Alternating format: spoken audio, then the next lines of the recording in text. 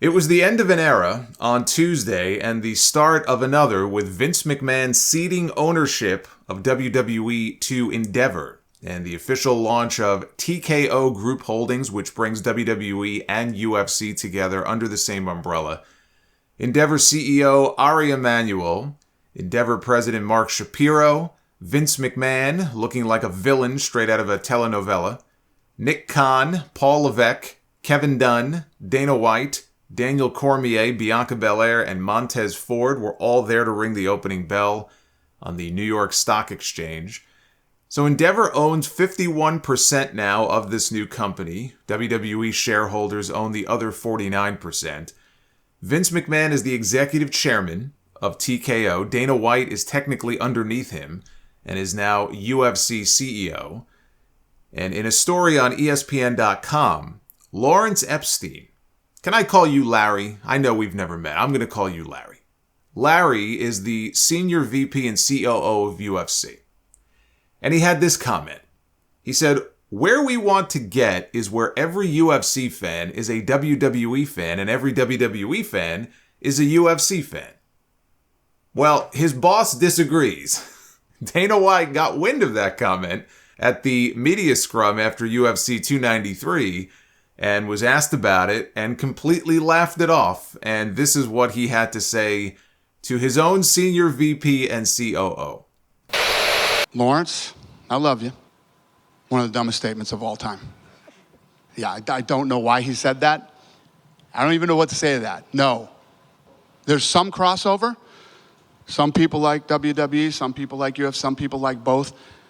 I don't think there's ever going to be a day where we turn every UFC fan into a WWE fan or every WWE fan. What's beautiful about the synergy between these two fan bases is they are very completely opposite. You know, there's very little crossover. And again, maybe he was misquoted. I hope that's the case, because I could not disagree with him more. Nice to see them all on the same page. Epstein also told ESPN there are no plans for massive changes to the respective products. Dana White will still run the day-to-day operations of the UFC. Paul Levesque will remain the head of creative for WWE, which of course is bullshit. He's never actually been the head of creative. He helps shape the overall creative in the company, but Vince McMahon is still very much involved in the creative process in WWE. Even as recently as Monday night, there were said to have been significant changes made to Monday Night Raw, some that were said to be probably for the better, but there were a lot of late-in-the-day, last-minute changes. But make no mistake, Vince is still very much in the weeds when it comes to creative. He's not physically back at the shows, but he is making changes remotely. Epstein said what could happen is WWE and UFC could hold major events on the same weekend in one city, and the two promotions would go to tourism boards and they would sell them on the idea of paying for both promotions as a package deal when they come to their city. Now, Nick Khan has said the same thing, and he took it one step further this week. He talked about the possibility of running SmackDown on a Friday, UFC on a Saturday, and a WWE pay-per-view on a Sunday, using the same production staff and saving money on buildings that way. He also talked about not running pay-per-views head-to-head with UFC, which would be an issue given that UFC runs every Saturday, which would mean moving WWE pay-per-views back to Sundays like they used to be. So we could be seeing the end of Saturday PLEs. I know that would upset a lot of people who like them airing on Saturdays. I would have loved that too back in the day, but for me, for what I do with the podcast schedule, I prefer the Sunday pay-per-views. I don't have to get up early on Mondays anymore to commute. I used to have weekends where I would review the Sunday show live on YouTube, whatever the pay-per-view was. And by the time I got to bed, I'd have to get up 2 or 3 hours later to go to work. I was like a zombie. I don't miss that at all. Now it's not an issue for me. So if they move the shows back to Sunday nights, I don't really care either way. They still have shows locked into Saturday, though, now through WrestleMania at least. They announced this week that the Royal Rumble is coming back to the Tampa Bay area next year to Tropicana Field in St. Petersburg, Florida. January 27th is the date. Tropicana hosted the Royal Rumble 2 years ago during the Thunderdome era. They had no fans there. Before that, you'd have to go all the way back to 1995, when the Rumble was held at the Sundome in Tampa. That was the year that Shawn Michaels entered at number 1. He won the entire thing because the British Bulldog was a moron. There was also a report in the West Australian newspaper that claimed WWE is only days away, so we may get an official announcement this week if this is true, but they claimed that they're only days away from announcing a major event coming to Optus Stadium in Perth, Australia, sometime in early 2024. It's a newer stadium that would fit around 60,000 fans. The last time they were down under for a major show was 5 years ago. That was Super Showdown from Melbourne. I remember I woke up at 6 o'clock in the morning on my birthday to watch that show, and part of me wishes I hadn't. But that was the one with Triple H against The Undertaker in a main event that absolutely did not need to go 30 minutes, but go 30 minutes it did.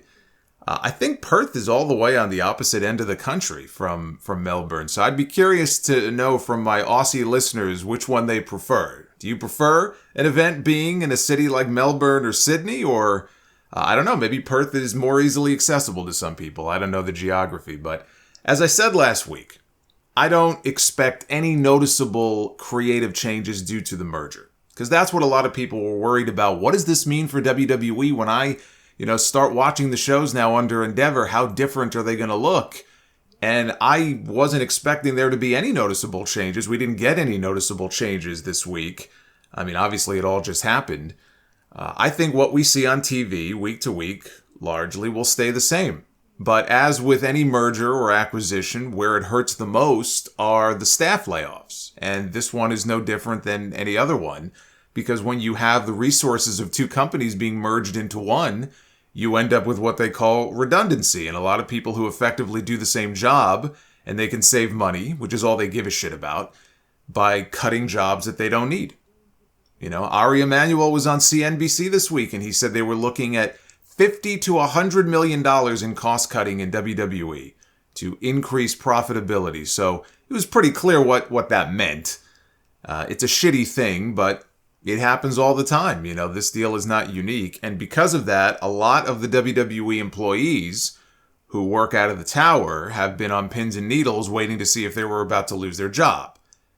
So the deal closed on Tuesday. By Thursday evening, Nick Khan sent an email out to all WWE employees that PW Insider got a copy of that read as follows. As part of WWE's transition into the newly formed TKO Group Holdings, we are evaluating our existing operations and systems to identify potential synergies across the They love that word synergy, by the way. Synergies across the business. This effort includes workforce reductions, which will take place tomorrow. Those whose roles have been impacted will be notified by our human resources team, who will share the details of their severance package.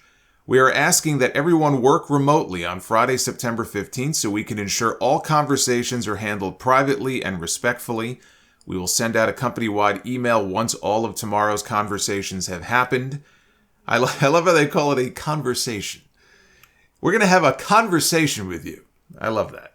Our company is home to the most talented, creative, and hardworking employees in the world. WWE is a special place, which makes moments like this difficult. Just know that we have nothing but gratitude and admiration for everyone that we have had the privilege to work alongside. Thank you for all of your contributions and dedication.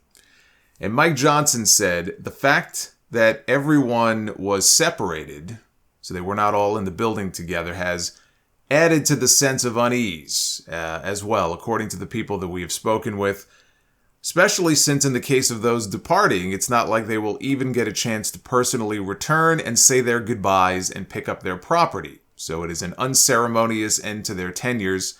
However, given the uniqueness of WWE as a company, today is especially sad because with those departures, especially in the case of employees who may have been there for decades, there is an insight into history and institutional knowledge as well as a loyalty that will leave with them.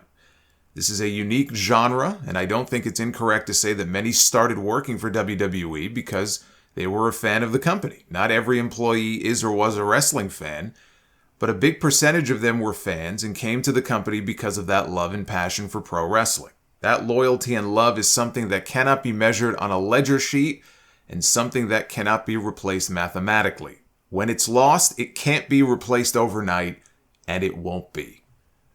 In all, over 100 employees were let go over the course of the day on Friday. And there were several divisions that were ripped apart by the cuts. The WWE Network and podcasting divisions were hit hard. The marketing division was hit hard. The graphics design department, the live events division, all took a big hit. Their insights and analytics team, which had 20 members on it, had at least 17 of those members released. Like a 20-person battle royal, now down to the final 3. And after the bloodbath was over, Nick Khan sent out an email asking all WWE employees based out of Stamford to report to the new headquarters this Tuesday for a staff meeting. There were no talent cuts on Friday. That does not mean that they are not coming at a later date. It's just not something that happened on Friday. Friday was strictly the employee layoffs. But Nick Khan was making the rounds this week. And in an interview with Bill Simmons, there was an awkward moment where Simmons, while discussing Stephanie McMahon's departure from the company earlier this year, suggested that WWE could bring her back to TV with her former storyline fiancé, asking Nick Khan, couldn't she come back and do an angle where she and Test are having an affair? Forgetting the fact that this man's frame of reference is a 24-year-old angle. The problem with that is that Test is dead. He died in 2009 of an accidental drug overdose, and he is still very much dead. And Nick Khan laughed it off and said, I think Test passed away a couple of years ago. It was more than a couple of years ago, Nick. But at least he has enough product knowledge to know that the man is dead. And Simmons said, oh no, and then he suggested that maybe Test's brother or something could do something with Stephanie. He just kept digging that hole deeper and deeper. Now, in fairness to Bill, it was an offhand remark. It wasn't something that he did research for like an actual interview question that he was asking.